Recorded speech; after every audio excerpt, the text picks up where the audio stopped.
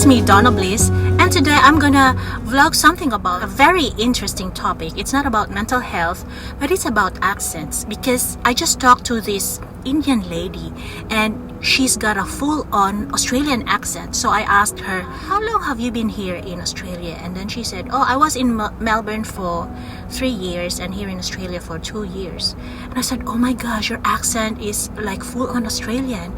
And I told her, you know what, it's a skill, because you're like those birds who can mimic sounds flawlessly. So in your 6 years here in Australia, you actually sound like Australian. So I told her I've been here in Australia for almost 9 years and my accent is still not full on Australian. I still go back and forth from American, Australian, British, and my Filipino accent is still there. You know what I mean? Because Filipinos got American accent. I had a British partner and we were together for 7 years. And so here in Australia, I've been living for a long time. And I think I have a vlog one time about do I fake my accents? And I told the story that my best friend used to ask me, Donna, you've been here for a long time. Why haven't you got an Australian accent? And I said, well, I only use my Australian accent when I'm at the post office, because I have to like literally have an Australian accent or else they will not understand me. Guys, when you're in a foreign country and you will have, I'm from the Philippines, and if I have my Filipino American accent, because Filipinos are so Americanized, we pronounce words like Americans. Some Australians cannot understand American accent. Honestly, what will happen is that we as Filipino, we are forced to talk like Australian so that they can understand us. And also, vice versa, we have to sometimes learn Australian accent by force. So I told my best friend that I don't deliberately study Australian accent, although there are people who really need it for their job. Or there are people who are conscious or unconscious that they're learning the accent. Especially that lady I told you about, that he's from India but he sounds full-on Australian. I am sharing this with you because some people have issues with accent, like hearing accent. I have this awareness when, you know, Madonna used to have an ex-husband that is British. So she, of course, normally would have British accent when she talks because she's always with her husband, right? I don't know if it's a deliberate accent, like she's aware that she's having that British accent, or she's unaware of it, because some people do it deliberately and some people don't. I have a classmate from Manila, and she's got a friend who's been in Australia for a long time. And this classmate of mine asked me, do you still have your Filipino language? And I said, yeah, I talk Filipino to my friends and my family.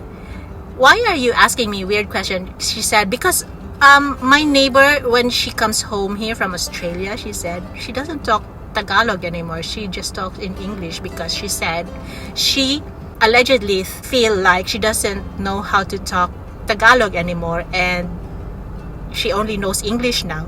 And I laughed because really that's very interesting. Because I can speak fluently Bisaya to my best friend. I can speak Ilonggo to my parents, because that's the language I grew up with. And I can also speak Tagalog fluently until now if I talk to my closest friend here in Australia who is Tagalog. I don't have issues with going back to my language. Anyhow, going back to foreign accents, I realized that some people have trouble with, or it triggers them, the accent. If you have a full-on American accent to their ears, oh my gosh, you're so fake, you're so bougie, or you just want to be, you know, sound like a foreign person, but you're not, you're Filipino, blah blah blah. But some people actually like to hear it. It's like music to their ears if you have your full American accent or British accent or Australian accent. So in my own opinion, I am sharing this here in YouTube because there are two things people have accent. It's deliberate, or the person is aware of it, or unaware of it. For example, me, I am unaware that sometimes I talk American accent because that's how I grew up with. We do a lot of R's. We overpronounce R like that. And I had a long-term relationship with a British man, so I have some British accent, and I am not aware of it. It's just my brain telling me to do it, because for 7 years I have been talking to a British man, right? And so for a long time also I have been talking to Australians because my husband is Australian and my kids are Australian. So it's not that I have to learn it consciously, but there are things that my brain absorbs that I am unaware of. You know what I mean? So it's like when I talk to you now, I don't know how you hear me. If you hear my Australian accent, my British accent, or my American accent. You know? No, I am not faking my accent. That's why I am not aware of my accent. You know what I'm thinking? If I'm here living in Australia for a long time, right? And my profession is in customer service, for example. So I have no choice but to learn Australian accent so that Australians would actually understand me. Australians are not good with American English. So you have to pronounce it the Australian way so they can understand. Australians never pronounce R. Their tongue is very lazy. It's like, this is how Australians talk. When they say cutter, that's English pronunciation, they say it here, kata. When you say cans, the C-A-I-R-N-S, which when you say it, the first thing you say is cairns, right? But they don't say it like that. They have to say it cans, like K-E-N-S, cans. So this is what my bottom line is. American English, Australian English, and British English are three different types. When you say, I saw the dog, Australians will say it, I saw the dog. That's why, just for my personal opinion, I was thinking if I'm gonna start to work here, that I really have to pay attention with my pronunciation. I have to learn Australian accent so that, for example, if I try to be a nurse, I cannot serve Australians if I talk like an American nurse. It will not be good for my communication skills. So to build my communication skills, it has to be Australian accent.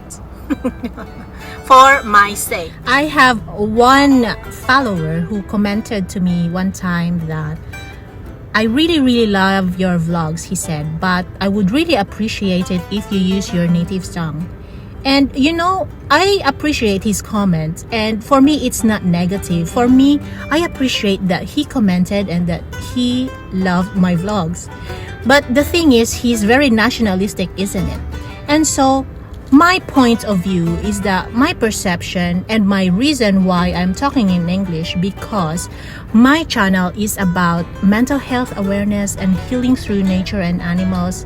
And so it's just a personal choice for me to speak in English because I feel like it's a universal language. I also follow a lot of people here in YouTube, and I really appreciate it if there's no subtitles. I hate subtitles with passion because I have migraines, and if I overwork my eyes, I just have this painful. One of the reasons why I talk in English, not because I want to sound classy and I want to be social. In the Filipino, when you're try to level up. I don't know how to say it. When you try to be bougie, you try to be posh. This topic is so interesting because some of you may or may not get triggered about accents. And some of you are wondering, why do I have this accent? It's weird.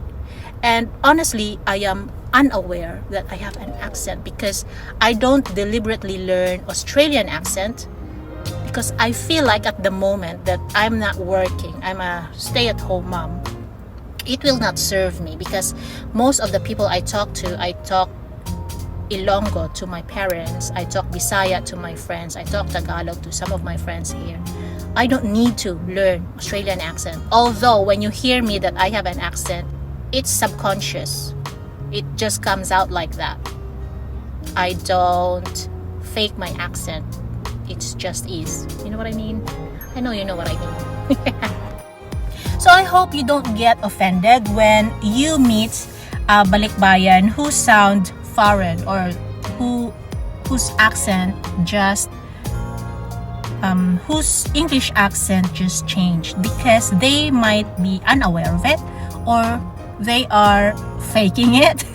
Anyhow, whatever the reason is, when you live in a place for so long, like me, I was Ilonggo, Tagalog all my life, but when I had to study in Cebu, everybody talks in Cebuano. I had to learn it because I would sound foreign and I would be outcasted. You know, we are very social beings, we as human beings, and we like to be one of the guys or one of the flocks, you know, like birds. And we just have this human nature that we want to blend in the community. So I hope you don't get offended next time that you meet a balikbayan and they sound different. So it's not that they are faking it, it's just that they can't help themselves to have an accent. I know you know what I mean. Anyhow, so have a great day and see you on my next vlog. Mwah! Light and love.